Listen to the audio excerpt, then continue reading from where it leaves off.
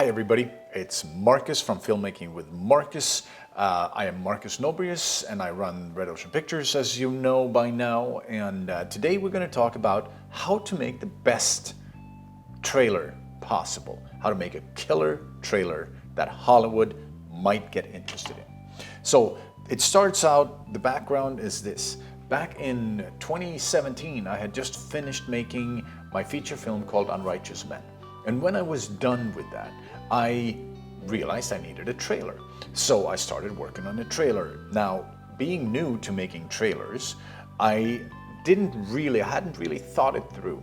So my first version of the trailer did not turn out very well. It was very long. It was very much based on the whole storyline of the movie. I thought I needed to show all these different aspects of the movie, all the happenings, the major turning points. I thought I needed to add them into the trailer. And that's how I edited my first trailer. And I didn't put it out there. It didn't go out anywhere. Because pretty soon I realized this is not good enough. I was like, there's something missing here. And what I wanted to share here is that once I had done it the quote-unquote correct way, because it doesn't mean that that there is a right and a wrong way, but what came through for me was that I ended up making a trailer that got to be so good that there was a big production company here in Hollywood that I was living in Sweden at the time, and they wrote to me a week after I put out the trailer, posted it, and wrote an article about it. A week later, I get an email from this production company here in Hollywood, and it's a big one. They've made tons of features and TV shows and a lot of things. And they asked me, "Hi, Marcus Nobrius, we saw that you have made a feature film. We saw your trailer and we were very impressed. Could we please watch your movie?" And for me, as a filmmaker, as an independent, low-budget filmmaker, having a big production company write to me and say, "Could we please watch your movie?" was like a wet dream coming true, right? It was unbelievable. Because it normally, when we approach a production company, I usually say, "Could you please watch my movie?" And it's not always that they come and say, "Can we please watch your movie?" So it turned out that they wanted to watch it, and then that relationship, it didn't fall apart in anybody's wrongdoing. But the person I was working with on that company, she ended up losing her job, so then there was no more continuation of it. But the idea that I wanted to get across is, if you make a good enough trailer, it can be very, very impactful for the reach of your movie.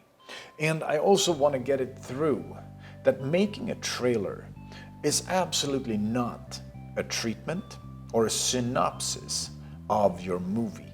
Making a trailer is a sales pitch. It's a presentation and it's a representation of what your movie is about. Here is the step-by-step breakdown. Step 1. You find out, this is the first most important part of it. You find out what is the essence of your movie. What is your movie really about? Is it about loneliness? Is it about fear? Is it about love? Is it about happiness? Is it about joy? What is the theme underlying in your movie?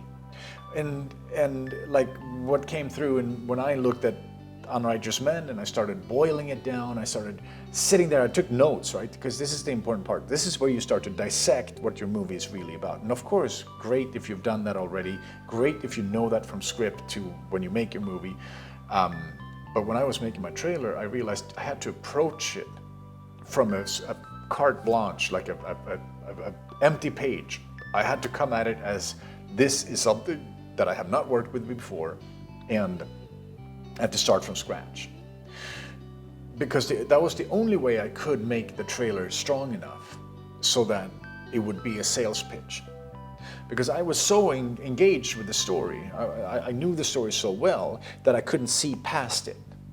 That I was stuck in, well, but this happens first, and then this happens, and then these people meet, and then this happens. That's not important for the trailer. Because that's not what the movie is not about. These things, the movie is about the feelings that are in the movie. And as I started finding the themes of the movie, I also started thinking about the whole movie, the scenes of the movie, the shots in the movie differently. I realized I detached from the storyline, and I realized, okay, what images in my film are showing me what the movie is about, what the essence of the movie is. So then I could have, like, the opening shot of the trailer is Harold running in the night in pain, in sadness. Actually, the opening shot is when he's lighting this dress on fire, and then he's running through the dark, and then there's a beautiful woman talking to somebody on a radio shot, and then there's a guy just walking. I started taking these different shots. I had a bunch of them. I wrote them down, and I started organizing my work a little bit so I could see what scenes represent the movie. And then I started kind of just picking the best. Because here's the other trick, right? So step one is find out what your movie is all about, the essence of your movie. Write it down, boil it down. Finding the essence is like making a sauce or broth. And when you make broth, you have a ton of water and you put stuff in there. And if you make bone broth, you put bones in there, and then you start boiling it down, and you boil it down, and you boil it down. Because when the water goes away, it gets more concentrated. That's what we do when we find the essence of our movie. We start boiling it down, boiling it down. What's it about? What's it about? What's it about? And so that's step one. And make notes. And then step two, once you know what your movie is about, you can start choosing scenes that represent the essence and dramatizes the feelings. So on the second step here, you start to see, okay, so this wide shot right here represents when this sort of feeling in the movie happens.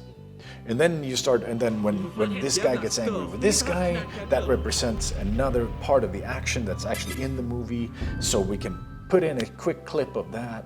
Then we put in a clip of their conflict, but quick, fast. And as we do that, we start to see that there's a little bit of there's a flow to these images, right? And at some point here, you also start to figure out the beginning, the middle, and the end. And that may shift a little bit, and it does not have to follow the chronological order of your movie. Very, very important that when you make your trailer, the trailer does not have to follow what happens chronologically in the movie. Even though maybe half of the Hollywood trailers are coming out, they do that. They follow the chronological order. And when I see those trailers, I actually try to stop watching right away because I realize they're telling me way too much of the story. They walk through, like, a 3-minute trailer can show so much of a movie that I don't want to see the movie because I already know what's going to happen halfway through, and I know what's going to happen towards the end. And maybe the people who made the trailer are like, yeah, but you don't really know. And I'm like, yeah, but I know enough that I don't want to see the movie. That I'm enough of a filmmaker, I'm enough of a scriptwriter that I know where all these different threads lead. So if you want to trick me into watching a movie with a good trailer, don't show me too much. Just show me what the feeling in the movie is, what it's about, but not the different events. Very important, because it'll lure me in. It'll kind of suck me in, it pulls me in. And there's, so we have done step one, find out the essence. Step two is choose scenes that represent the essence and the drama of your movie. Step three, you're going to choose your best looking shots. The nicest looking, not always the prettiest, but the highest quality shots you have in your movie.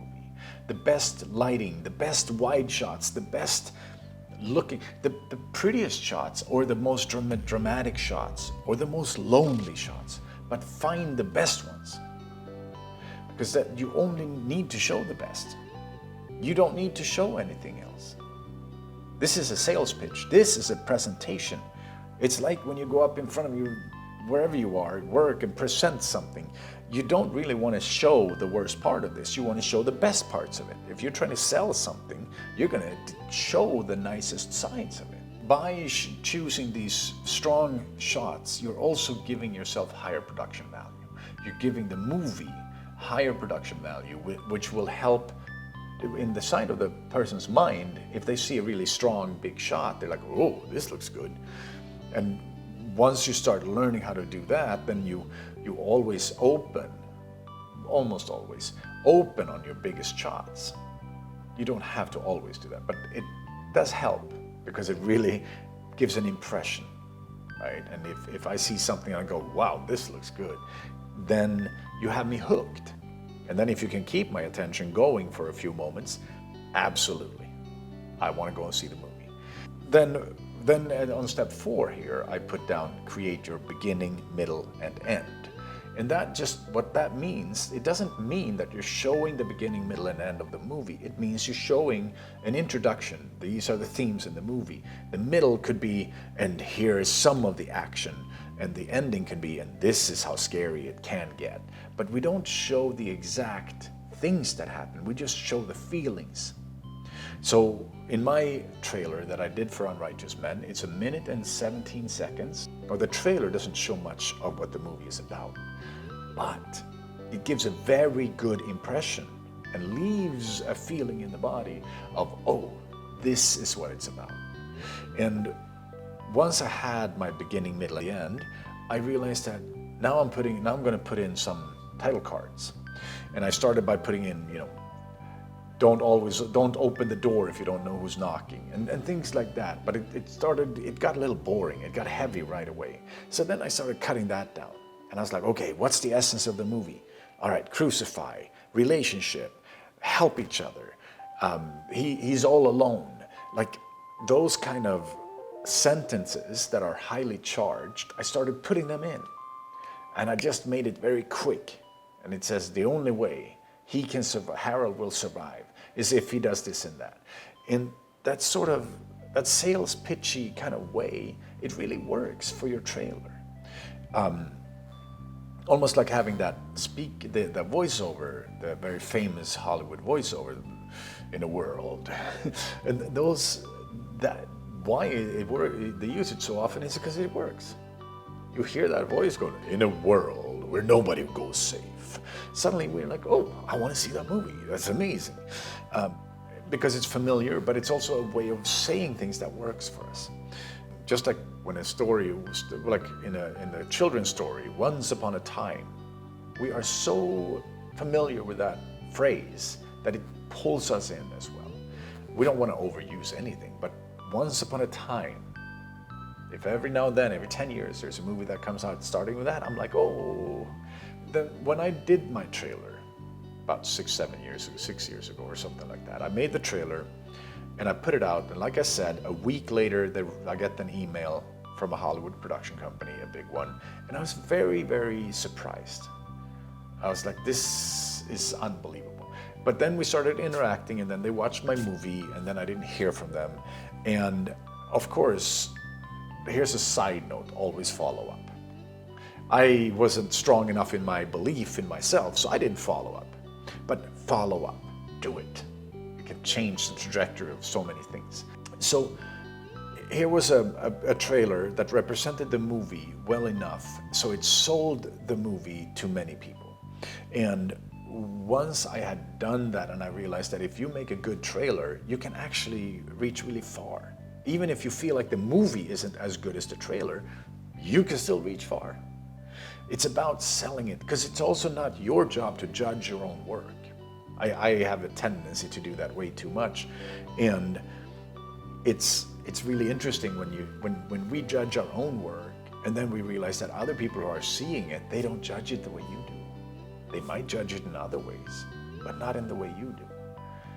So then, therefore, we need to kind of do the best work we can, put our best foot forward, but then back away and let the work have its own wings, have its own legs, so that we don't interfere. So you don't interfere with your own inner dialogue to a potential viewer or buyer. So we ended up, I made the trailer, the feature came out, and years later it got picked up, and it got distribution. It's distributed. You can watch it on Tubi nowadays, but it's through something called Bayview Entertainment, and it's a beautiful journey that movie took. Unrighteous Men is a dark but really nice movie to experience. And making trailers can really, really help your movie. It can really change the trajectory of your movie. And it will give you confidence as a filmmaker too. Oh, here's the last part. We have the beginning, middle, and an end. We have title cards that go up in between different parts. And then you have sound effects. And if you become more skilled,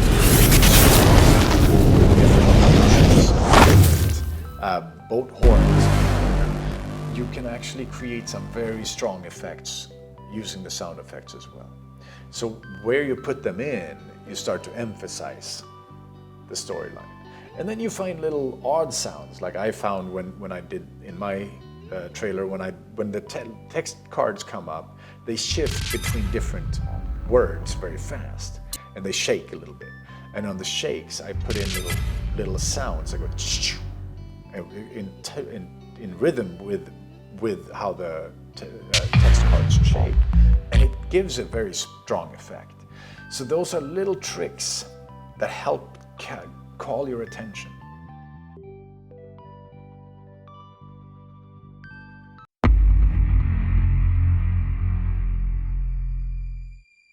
Alla som jag älskar, de tuktar och agar jag.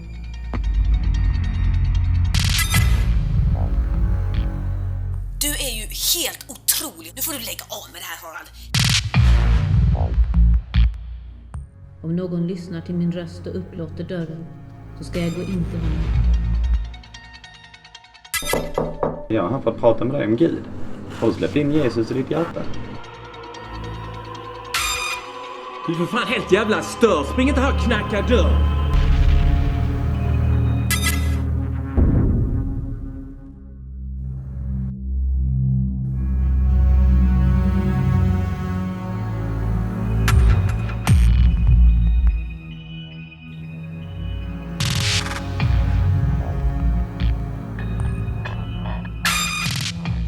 Välj din väg, Harald.